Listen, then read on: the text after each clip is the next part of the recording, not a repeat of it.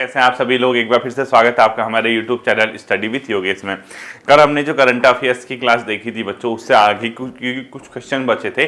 तो हमारे यहाँ पे मतलब अभी के लिए करंट अफेयर्स 2025 का जितना भी पोर्शन है वो ऑलमोस्ट कवर हो जाएगा। ठीक है, चूंकि आपकी क्रैश कोर्स की क्लासेस चल रही है तो कल आपकी क्रैश कोर्स की क्लास आएगी बच्चों यहाँ से फिर, क्योंकि अभी 2 दिन अभी आपकी करंट अफेयर्स आए तो सैटरडे संडेज की भरपाई करने की पूरी कोशिश मेरे द्वारा रहेगी। ठीक है, साथ ही साथ ये भी ध्यान रखना जितने भी एग्जाम है, चाहे आप ग्रुप सी का दे रहे हो, यूकेपीएससी के दे रहे हो या पुलिस कांस्टेबल फॉरेस्ट गार्ड जो भी है आने वाली नई भर्तियां, उनमें करंट अफेयर्स अपने आप में समान रूप से उपयोगी होता है। तो कहीं ना कहीं उन एग्जाम्स को भी अगर आपने देखना है तो करंट अफेयर्स साथ लेके चलना, क्योंकि बाद में बहुत बड़ा एक प्रकार से बर्डन लगता है कि यार कैसे होगा। ठीक है, ये छोटी सी क्लास होगी बच्चों आज, क्योंकि समयाभाव के कारण बहुत ज्यादा इसमें टाइम नहीं दे पाया मैं, छोटी सी क्लास होगी। ठीक है, देखना कल मैंने आपको एक चीज बताई थी कि ज्ञानपीठ पुरस्कार किसको मिला। वो बच्चों लिखने में शायद मिस्टेक हुई है, बोला सही गया है, ध्यान होगा ना आपको। तो ज्ञानपीठ पुरस्कार, हालांकि मैंने कल वाली वीडियो में कमेंट सेक्शन में पिन किया हुआ है, कमेंट चेक कर लेना। ज्ञानपीठ पुरस्कार जो 59वां मिला बच्चों, विनोद कुमार शुक्ल जी को मिला है। शायद लिखने में कुछ और हुआ है, वहां बोला तो मैंने विनोद कुमार शुक्ल ही है, तो उसको करेक्ट कर देना। ठीक है, विनोद कुमार शुक्ल जी को मिला। ठीक है, विनोद कुमार शुक्ल, शायद लिखने में कुछ वहां पे मिस्टेक हुई है, तो ये ध्यान रखना आप लोग। ठीक है, विनोद कुमार शुक्ल जी को मिला है और अपने आप में कौन सा है, 59th है। 59वां ज्ञानपीठ पुरस्कार पूछता है तो विनोद कुमार शुक्ल को हिंदी भाषा के लिए मैंने बताया था कि किस भाषा के लिए, और इनका संबंध किसे, छत्तीसगढ़ से। ठीक है, ये ध्यान रखना।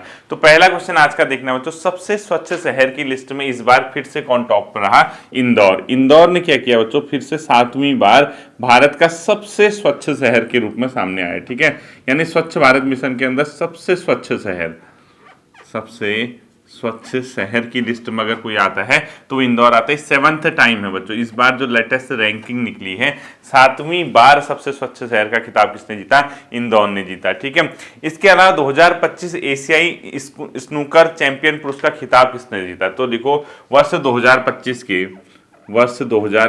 के एशियाई स्नूकर चैंपियंस का खिताब पुरुष में। ठीक है, पंकज आडवाणी का खिताब किसने जीता बच्चों, पंकज आडवाणी। ठीक है, ये किस क्या जीता इन्होंने, एशियाई स्नूकर चैंपियंस का खिताब। कौन से वर्ग का, पुरुष वर्ग का। पुरुष वर्ग में एशियाई पुरुष चैंपियनशिप का खिताब किसने जीता, अपने आप में पंकज आडवाणी ने। ठीक है, ये भी ध्यान रखना आपको। अगला लिखना है बच्चों, जर्मनी के नए चांसलर कौन बने हैं, फ्रेडरिक मर्ज। ठीक है, फ्रेडरिक मर्ज कौन बने हैं बच्चों, जर्मनी के नए चांसलर, फ्रेडरिक मर्ज। ये कौन है, जर्मनी के न्यू चांसलर। जैसे भारत में राष्ट्रपति होते हैं है ना, तो जर्मनी में चांसलर बोलते हैं उनको। ठीक है, जर्मनी के चांसलर, ये पूछा जा सकता है। जैसे एंजेला मार्केल थी चांसलर, तो अगर पूछता है कि हाल ही में किसे जर्मनी का नया चांसलर बनाया गया है, फ्रेडरिक मर्ज बने हैं जर्मनी के नए चांसलर, ये भी आपको ध्यान में रखना है। ठीक है, अगला देखना बच्चों, देश में सर्वाधिक गिद्धों की संख्या वाला, गिद्ध जो होते हैं वो कौन सा राज्य है, मध्य प्रदेश। हाल ही में एक आंकड़े जारी हुए हैं बच्चों, उसमें देश में सर्वाधिक गिद्धों वाला राज्य, यानी सर्वाधिक गिद्ध जो है किस राज्य में पूछता है, तो मध्य प्रदेश में। तो ठीक है, तो लिखो सर्वाधिक गिद्धों वाला राज्य एमपी।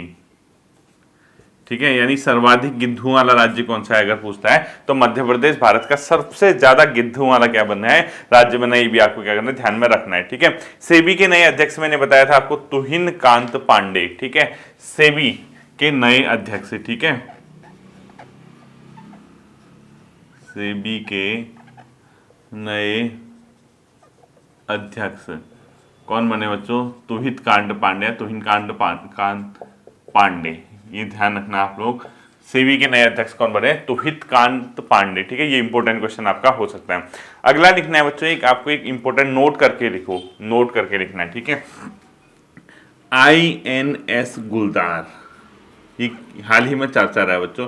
जैसे INS नेवी के होते हैं ना बच्चों, नेवी के अपने आप में जो ये सेट वो होते हैं, नौका वगैरह, एक प्रकार के नेवी के जो भारत की नौसेना है उसके जो विमान वाहक पोत हैं या कुछ भी आप लोग कह सकते हैं, तो जो नेवी के होते हैं बच्चों ये रिटायर्ड होते हैं। तो ये रिटायर होने के बाद इसमें से एक आता है बच्चों INS गुलदार, गुलदार उसका नाम था।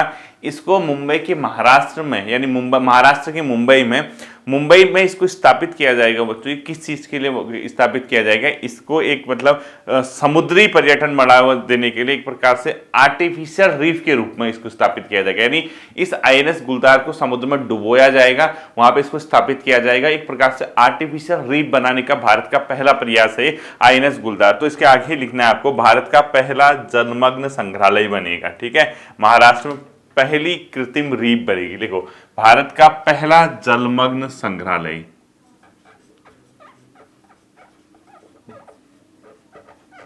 भारत का पहला जलमग्न संग्रहालय। ठीक है, यानी पहला प्रथम बनेगा भारत का जलमग्न संग्रहालय, यानी एक प्रकार की समुद्री, यानी कृत्रिम, यानी आर्टिफिशियल समुद्री रीफ लिख लो आप इसको, यानी एक प्रकार से आर्टिफिशियल सी, जो वो होता है ना कोरल रीफ वगैरह सुने होंगे, ऐसी ही आर्टिफिशियल रीफ बनेगी, समुद्री रीफ। प्रथम आईएनएस गुलदार कहां पे स्थापित किया जाएगा? महाराष्ट्र यानी मुंबई में। ठीक है, इसको यहां पे लिख लो, मुंबई में स्थापित किया जाएगा। तो भारत का पहला जलमग्न संग्रहालय कौन सा बनेगा अगर पूछता है तो आईएनएस गुलदार। ये रिटायर हो चुका है बच्चों आईएनएस, उसके बाद इसको क्या किया जाएगा? वहां पे डुबोया जाएगा। इसको ध्यान में आप लोग रखना। ठीक है, ये आईएनएस गुलदार इंपोर्टेंट अपने आप में आपका क्वेश्चन हो सकता है आने वाले एग्जाम में।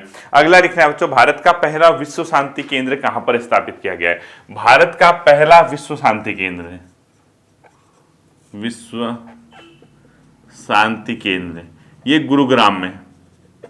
ठीक है, कहां पे स्थापित किया गया है? गुरुग्राम, हरियाणा में।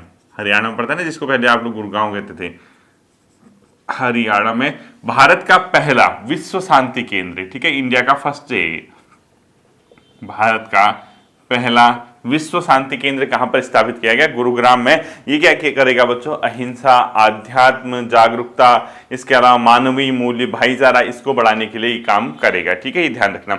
हाल ही में वर्ष 2025 में रणजी ट्रॉफी किसने जीती? क्रिकेट से संबंधित रणजी ट्रॉफी, घरेलू क्रिकेट का सबसे बड़ी ट्रॉफी है बच्चों, ये जीती है विदर्भ ने। शायद केरला को हराया, किसको हराया? तो लिखो रणजी ट्रॉफी विजेता 2025 में किसको जीती?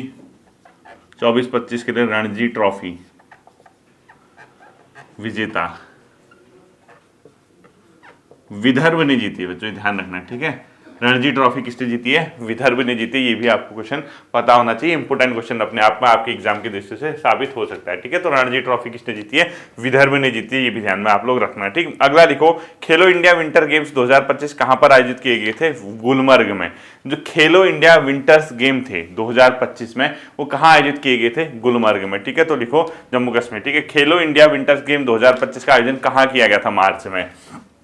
शॉर्ट लिख रहा हूं। ठीक है, खेलो इंडिया विंटर्स गेम 2025 ये कहां पर आयोजित किए थे? गुलमर्ग कश्मीर। ठीक है, ये कहां हुए थे? मार्च में हो चुके हैं बच्चों। ठीक है, अब 9 से कुछ मार्च थे ऐसे थे। तो खेलो इंडिया विंटर्स गेम 2025 कहां पर आयोजित किए गए? गुलमर्ग में आयोजित किए गए, ये भी ध्यान रखना है। ठीक है, अगला लिखना है बच्चों आप लोग यहाँ पे, एक हाल ही में हिम्मत शाह जी का निधन हुआ है। वो कलाकार थे। ठीक है, बहुत प्रसिद्ध कलाकार, मूर्तिकार, और इनकी जो कला थी उसके लिए जाने जाते थे। तो लिखो हाल ही में हिम्मत शाह का निधन हुआ है, उनका संबंध किससे था? हिम्मत शाह बच्चों कलाकार। ठीक है, स्पेशली मूर्ति कलाकार। कलाकार तो कलाकार होते हैं ना, तो उसमें स्पेशलिस्ट थे इनकी मूर्ति कला में। तो हिम्मत शाह का निधन हुआ, इनका संबंध कलाकार से। ठीक है, अगला लिखना है बच्चों आपको, मोस्ट इंपोर्टेंट करना देना, पीएम द्वारा, प्रधानमंत्री द्वारा वनतारा का उद्घाटन कहां पर किया गया? हाल ही में आपने देखा होगा प्रधानमंत्री जी के सोशल पेज पे भी उन्होंने वहां पे वनतारा गए थे। वो प्रधानमंत्री द्वारा वनतारा का उद्घाटन लिखो पहले आप, वनतारा का उद्घाटन अभी बताता हूं। ठीक है, ये क्या है बच्चों? जामनगर गुजरात में, जामनगर गुजरात। ठीक है, प्रधानमंत्री जी द्वारा क्या किया गया बच्चों? जामनगर गुजरात में वनतारा का उद्घाटन किया है। वनतारा है क्या बच्चों? ये वन्यजीव संरक्षण और पुनर्वास और प्रजनन केंद्र है। ठीक है, ये शायद प्राइवेट प्रॉपर्टी, जैसे इसमें अंबानी वगैरह भी इनमें वनतारा में ही हुआ था ना, उनका जो अंबानी के बहुत बड़ी आपने देखा होगा शादी वगैरह का प्रोग्राम हुआ था, इसी जगह पे हुआ था शायद। तो वनतारा देखना आप लोग, वन्यजीव बचाव संरक्षण और पुनर्वास केंद्र है बच्चों ये। ठीक है, तो वन्यजीव बचाव देखो ये है क्या? वन्यजीव बचाव पुनर्वास और संरक्षण और पुनर्वास केंद्र है। ठीक है, संरक्षण व पुनर्वास केंद्र लिख लो, तो मंत्रालय का उद्घाटन काफी बार पूछ लिखा है, ठीक है। इसके अलावा बच्चों दो रोपवे प्रोजेक्ट हैं जिसको केंद्र सरकार ने मंजूरी दे दी है, वो उत्तराखंड के हैं, वो यहाँ पे सुन लेना आप लोग। एक है सोनप्रयाग केदारनाथ, लगभग 12.4 किलोमीटर के आसपास है, 12-12.5 किलोमीटर। इसको केंद्र सरकार ने मंजूरी दे दी, लगभग 4,000 करोड़ की धनराशि केंद्रीय कैबिनेट ने इसके लिए स्वीकृत की है, ठीक है।